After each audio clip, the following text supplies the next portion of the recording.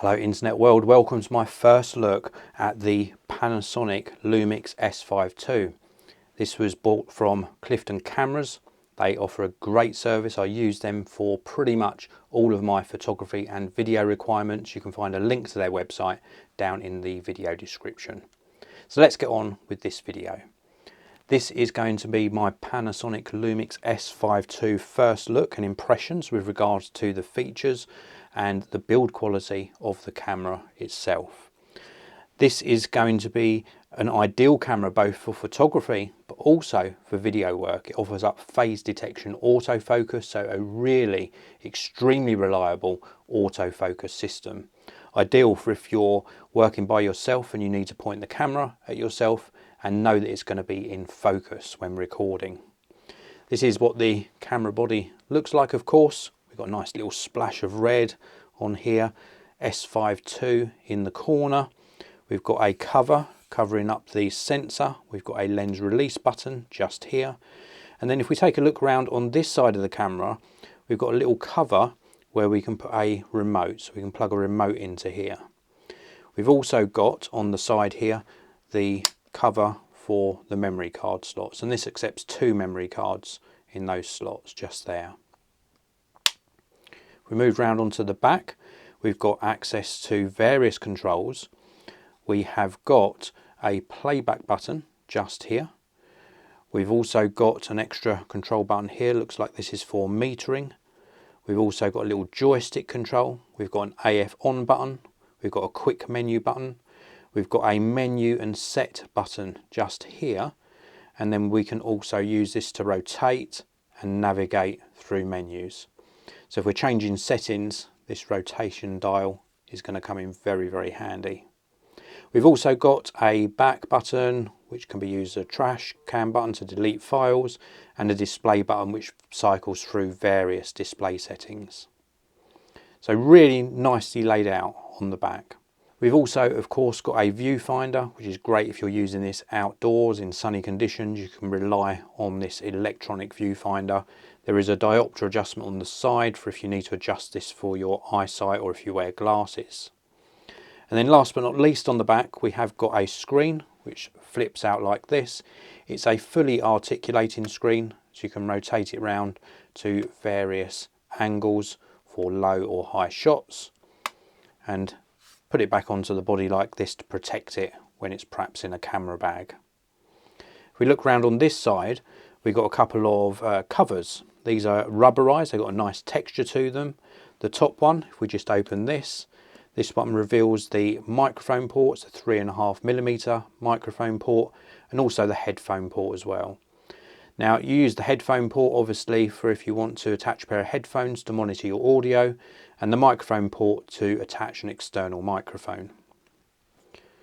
And we've also got another cover at the bottom here, and if we open this up we have got a full-size HDMI and also a USB-C.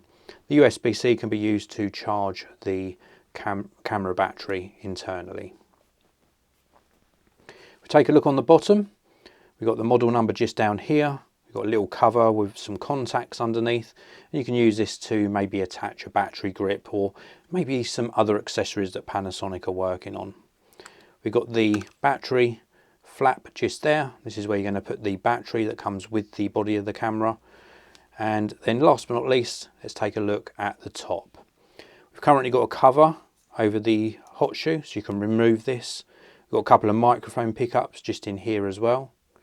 We've got a dial here where we can change various shooting settings, maybe set a delay on the shutter, for example. We've also got a mode dial here. This is the main mode dial, and this is where you're going to change between program mode, aperture priority, shutter priority, manual mode. We can also put it into movie mode. We've got a slow motion setting. We've got 3 custom settings on the dial and an intelligent auto mode as well. Just here we've got the on-off switch for turning the camera on and off. We've also got a dedicated record button. So if you're recording movies, and this will record 4K footage, very, very nicely placed we have got a record button just there. In fact, I believe you can record in a higher resolution than 4K.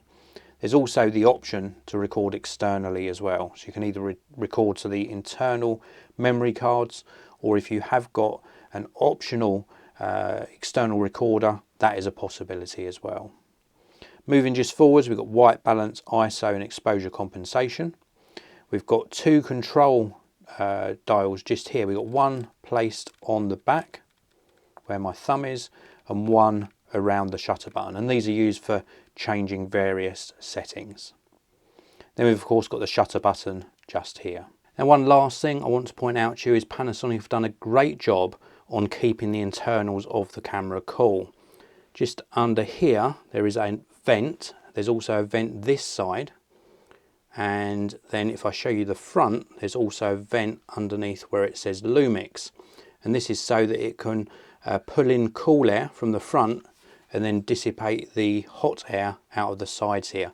Keeps all of the internals cool, means if you're recording video, for example, you can record for a nice long time. The build quality of the body is exceptional. It's very, very good indeed. And the grip is also extremely comfortable. I've got medium-sized hands and I find it very comfy to hold. My pinky finger just about goes on the bottom here. It's just a great ergonomic design. I also like the slight texture to the metal parts of the body. That's a really nice touch. It just feels like a nice quality camera. If your requirements are to record video and have a very reliable autofocus system, I can certainly recommend that you check out the Panasonic Lumix S5 II. So that's it for this video. As I mentioned at the beginning, I got mine from Clifton Cameras. There's a link in the video description to their website.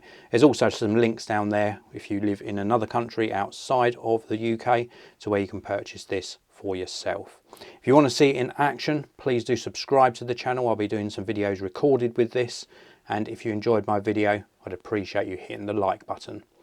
I'll see you in another one very, very soon.